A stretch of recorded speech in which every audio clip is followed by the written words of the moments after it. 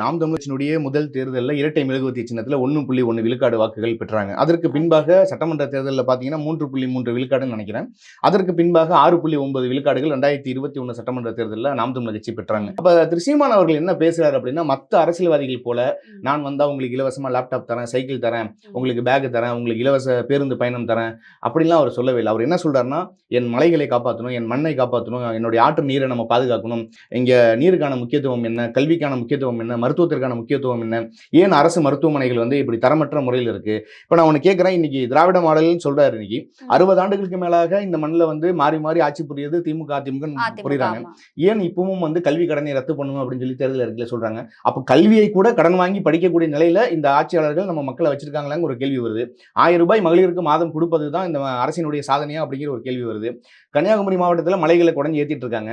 இப்போ நான் கேட்குறேன், நீங்கள் எந்த கடவுளை போய் கும்பிட்டாலும் மலைகளை திரும்ப வளர்க்க முடியுமா?